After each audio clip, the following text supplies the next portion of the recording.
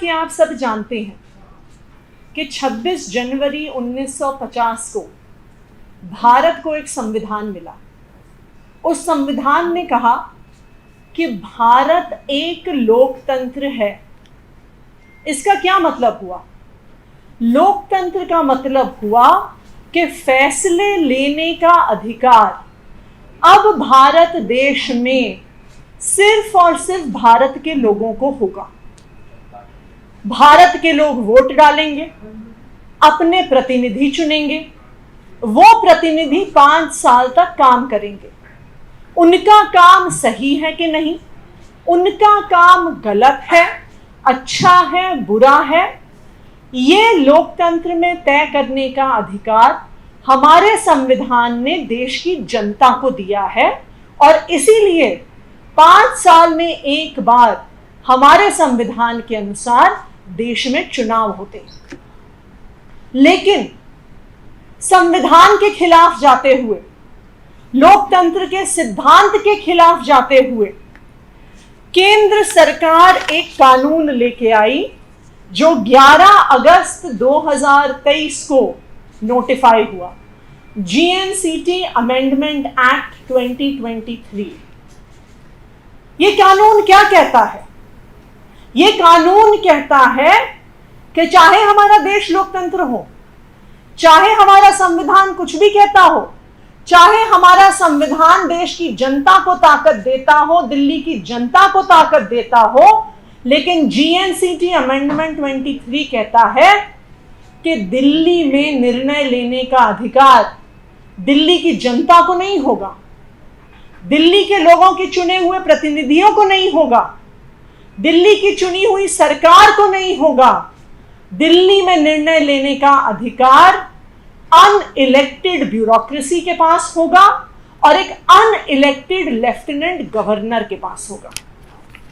इस एक्ट में सेक्शन 45 जे sub section 5 यह स्पष्ट तौर से कहता है कि अगर कोई अफसर चाहे तो वो मंत्री का आदेश मानने से मना कर सकता है। यह सेक्शन कहता है कि अगर दिल्ली सरकार में मुख्य सचिव, चीफ सेक्रेटरी चाहें तो वो मंत्री के दिए हुए आदेश को मानने से मना कर सकते हैं, उसको एग्जीक्यूट करने से मना कर सकते हैं। ये कानून और उसकी ये धारा लोकतंत्र की धज्जियां उड़ा देती है। और इसका परिणाम 11 अगस्त को ये कानून नोटिफाई हुआ और इसका पहला परिणाम हमें 21 अगस्त को ही देखने को मिल गया, जहां पे दिल्ली के चीफ सेक्रेटरी नरेश कुमार जी ने एक 10 पन्ने की चिट्ठी लिखकर चुनी हुई सरकार के मंत्री को के आदेश को मानने से इनकार कर दिया।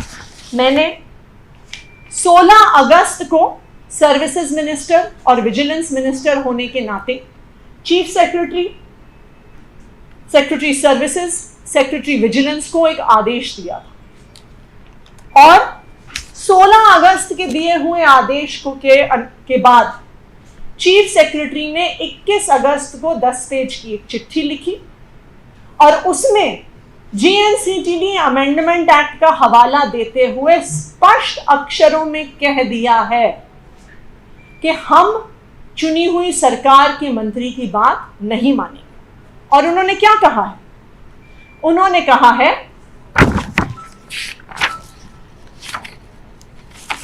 कि चुनी हुई सरकार के पास, अपनी चिट्ठी के 37वें पैराग्राफ में उन्होंने कहा है कि चुनी हुई सरकार के पास ताकत नहीं है, अफसर के पास ताकत है, मुख्य सचिव के पास ताकत है, मंत्री के पास ताकत नहीं है। ये चीफ सेक्रेटरी ने लिखित में ब्लैक एंड व्हाइट में लिख के दिया। जब संविधान ने हमारे देश को लोकतंत्र बनाया तो उस लोकतंत्र का क्या ढांचा बना? संविधान ने यह ढांचा बनाया कि देश की जनता या दिल्ली की जनता या किसी भी राज्य की जनता अपने प्रतिनिधि चुन के भेजेगी, उनको विधानसभा भेजेगी। वो विधानसभा अपने में से कुछ लोगों को मंत्री बना के कैबिनेट में भेजेंगे, जो फैसले लेंगे, पॉलिसीज बनाएंगे और अफसरों के माध्यम से इंप्लीमेंट करेंगे। इसे कहते हैं ट्रिपल चेन ऑफ अकाउंटेबिलिटी। अफसरों की अकाउंटेबिलिटी, अफसरों की जवाबदेही मंत्रियों को है, मंत्रियों की जवाबदेही विधानसभा को है, विधानसभा के सदस्यों को है, और विधानसभा के सदस्यों की, विधायकों की जवाबदेही दिल्ली की जनता को। लेकिन जब अफसर चुनी हुई सरकार के मंत्री का आदेश मानने से मना कर देते हैं तो लोकतंत्र में जवाबदेही खत्म हो जाती है। और इसी के बारे में सुप्रीम कोर्ट ने अपनी कॉन्स्टिट्यूशन बेंच में इस ट्रिपल चेन ऑफ अकाउंटेबिलिटी के बारे में बहुत स्पष्ट आदेश दिया, और मैं उसका पैरा 106 और 107 आपको पढ़ के सुना रही हूं। सुप्रीम कोर्ट के यूनानिमस ऑर्डर, कॉन्स्टिट्यूशन बेंच के 11 मई की यूनानिमस ऑर्डर में उन्होंने कहा, civil service officers thus are accountable to the ministers of the elected government under whom they function. Ministers are in turn accountable to the parliament, or as the case may be, the state legislatures.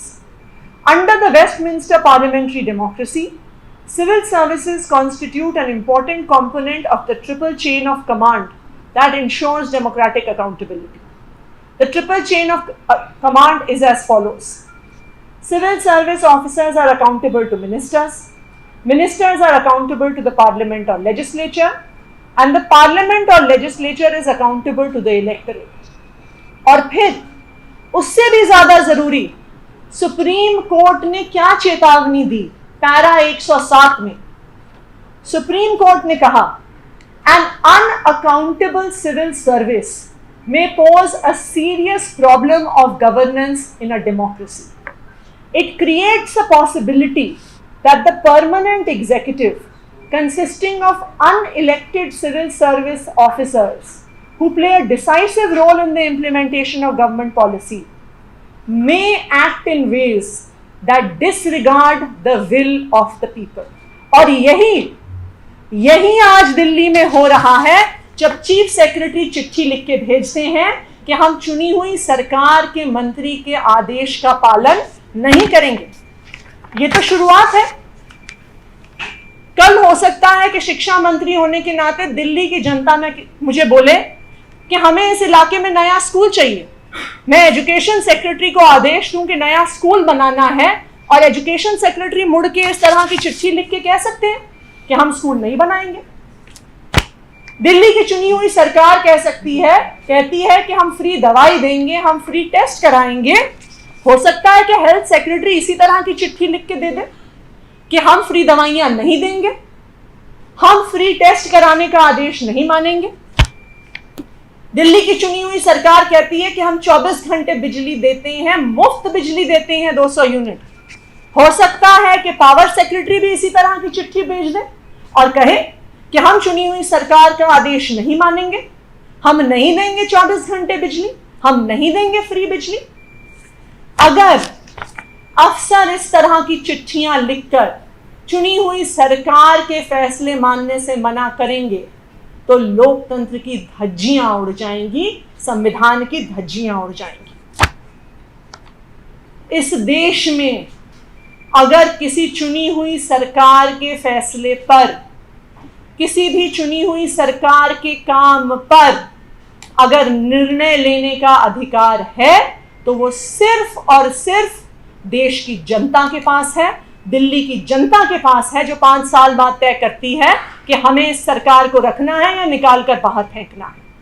ये अधिकार bureaucracy के पास नहीं है, ये अधिकार एक unelected power के पास नहीं। जो मैंने 16 अगस्त को आदेश भेजा था, यह आदेश national capital civil services authority को लेकर था।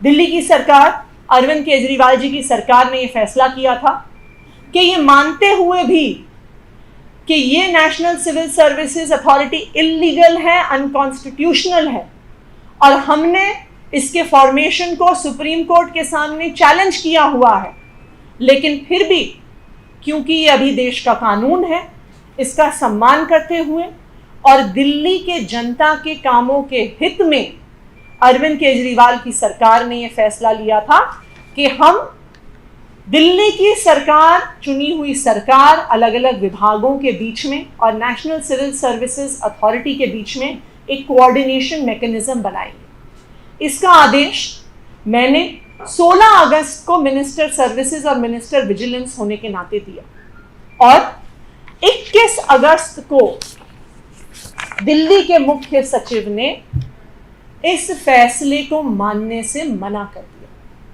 अब इसका क्या मतलब है कि आज एक अनइलेक्टेड ब्यूरोक्रेसी डिसाइड कर रही है कि ये शहर कैसे चलेगा, कि ये सरकार कैसे चलेगी, कि अब नेशनल सिविल सर्विसेज अथॉरिटी, जिसकी बैठक के लिए अरविंद केजरीवाल की सरकार ने कोऑर्डिनेशन मैकेनिज्म बनाया कि दिल्ली की जनता के काम ना रुकें, ये जानते हुए कि भी वो गैर कानूनी है वो अथॉरिटी, उसको चैलेंज किया हुआ है, लेकिन अब दिल्ली की ब्यूरोक्रेसी ने ये इंश्योर कर लिया है कि नेशनल सिविल सर्विस अथॉरिटी अब नहीं चल पाएगी क्योंकि उन्होंने आदेश मानने से मना कर लिया।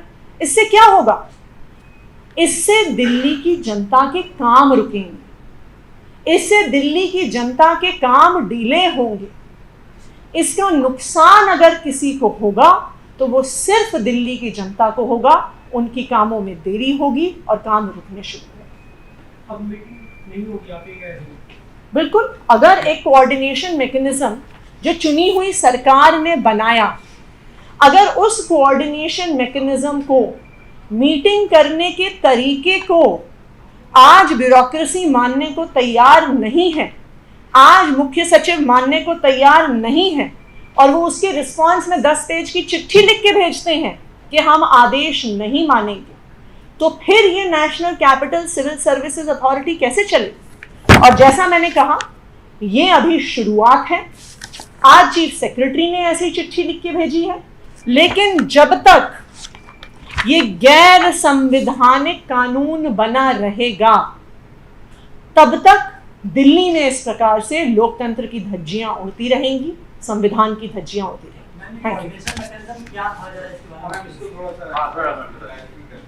देखिए, ये कोऑर्डिनेशन मैकेनिज्म इसलिए था, ये कोऑर्डिनेशन मैकेनिज्म क्यों बनाने की जरूरत पड़ी? ये कोऑर्डिनेशन मैकेनिज्म इसलिए बनाने की जरूरत पड़ी कि जो दिल्ली की चुनी हुई सरकार है और उसके अलग अलग विभाग हैं, क्योंकि उन सबके पास सर्विस मैटर्स आते हैं, उन सबके पास ट्रांसफर पोस्टिंग आती हैं, उन सबको स्टाफ की ज़रूरत पड़ती है, उनको पोस्ट क्रिएशन की ज़रूरत पड़ती है। तो ये कोऑर्डिनेशन मैकेनिज्म इसलिए बनाया गया था कि जो अलग अलग विभाग हैं, उन विभागों के अपने मंत्री हैं जो चुनी हुई सरकार का हिस्सा है। अभी जिस प्रकार से अथॉरिटी फंक्शन कर रही थी, चुनी हुई सरकार से बिना कंसल्टेशन किए सारे एजेंडा एनसीसीएसए के पास जा रहे थे। तो ये कोऑर्डिनेशन मैकेनिज्म क्या कह रहा था? कोऑर्डिनेशन मैकेनिज्म कह रहा था कि जो सर्विसेज से जुड़े मैटर हैं, कि किसी डिपार्टमेंट को स्टाफ चाहिए, किसी में कोई प्रमोशन होनी है, किसी में कोई रिक्रूटमेंट होनी है, किसी में कोई ट्रांसफर पोस्टिंग होनी है, तो वो चुनी हुई सरकार के सर्विसेज मंत्री के थ्रू होकर अथॉरिटी में जाए, कि जो विभाग हैं, जो अलग अलग मंत्री हैं, उनसे कोऑर्डिनेशन बनता है। दूसरा ये मैकेनिज्म क्या कह रहा था कि मान लीजिए कि किसी भी विभाग में किसी अफसर पर डिसिप्लिनरी एक्शन लेना, कि उन्होंने काम नहीं किया, कुछ भ्रष्टाचार हुआ, किसी डायरेक्शन को फॉलो नहीं किया, समय से स्कूल नहीं बना, समय से अस्पताल नहीं बना, जिसके लिए डिसिप्लिनरी एक्शन का प्रावधान होना है, तो वो डिसिप्लिनरी एक्शन मिनिस्टर विजिलेंस के थ्रू होकर उस अथॉरिटी के पास जाए। ये कोऑर्डिनेशन मैकेनिज्म क्यों बनाया? इसलिए बनाया कि चुनी हुई सरकार के बीच में, उसके अलग अलग विभागों के बीच में, उसके अलग अलग मंत्रियों के बीच में और अथॉरिटी के बीच में एक समन्वय बना रहे, क्योंकि आखिरकार विभाग तो अफसर ही चलाएंगे। अगर किसी विभाग को मान लीजिए स्टाफ की जरूरत है, तो वो कैसे अथॉरिटी से कोऑर्डिनेट करेगी? वो अपने मंत्री और मिनिस्टर सर्विसेज के थ्रू अथॉरिटी से कोऑर्डिनेट करेगी। और इसीलिए एक स्मूथ फंक्शनिंग के लिए ये आदेश दिया गया, परंतु इस आदेश को दिल्ली के मुख्य सचिव ने मानने से इनकार कर दिया। मैडम, क्या आर्गुमेंट दिया सीएस ने अपने लेटर में, क्या बोला है? सीएस ने अपने लेटर में बोला है कि सेक्शन 45J हमें ये पावर देता है, इसको मैं कोट करती हूं। सेक्शन 45J ये कहता है कि अगर चीफ सेक्रेटरी या सेक्रेटरी को लगे तो वो they do not that instead of giving effect to the order of the minister, वो इस मामले को मिनिस्टर को, चीफ मिनिस्टर को और एलजी को लिख के दे सकते हैं कि हम इस आदेश का पालन नहीं करेंगे। लेकिन एनसीसीएसए को जो कमीशन है एक्ट के अंदर, उसमें तो कहीं भी किसी तरह की कोऑर्डिनेशन की बात नहीं करी स्टेट गवर्नमेंट के साथ। इसीलिए शायद कन्वीनर को पावर दी है, चाहे वो इलीगल लॉ है या नहीं है, that is secondary, but the fact is that it is at the moment it is the law. नहीं, बिल्कुल, और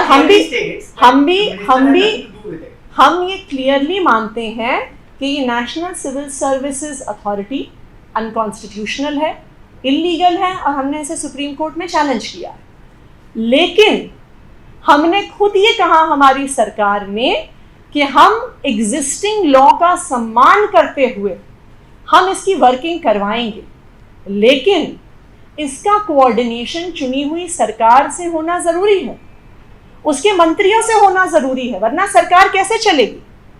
तो हमने एक गैर कानूनी गैर संवैधानिक एक्ट जिसको हम मानते हैं, लेकिन क्योंकि वो लॉ ऑफ द लैंड है अभी till the Supreme Court takes a decision on it, उसका सम्मान करते हुए हमने एक कोऑर्डिनेशन मैकेनिज्म बनाया। लेकिन अगर एक कोऑर्डिनेशन मैकेनिज्म को अफसर मानने से मना कर देंगे तो इसका ये मतलब है कि अफसर आज कह रहे हैं कि चुनी हुई सरकार कुछ भी कहे, मंत्री कुछ भी कहे, वो कुछ भी फैसले लें, लेकिन हम उन फैसलों को नहीं मानते।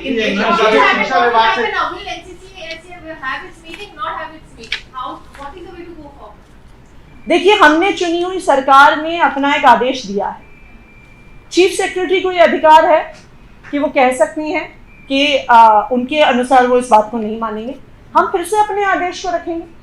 लेकिन अगर चुनी हुई सरकार के बीच में और एनसीसीएसए के बिना कोऑर्डिनेशन ही नहीं होगा तो कैसे होगी एनसीसीएसए के फैसले? कैसे लेंगे कोई भी फैसले, चाहे वो मुख्यमंत्री हो उसमें, चाहे वो जो पूरी कॉन्स्टिट्यूशन, वो उसकी जो पूरी अथॉरिटी है, अगर उनका कोऑर्डिनेशन बाकी विभागों से नहीं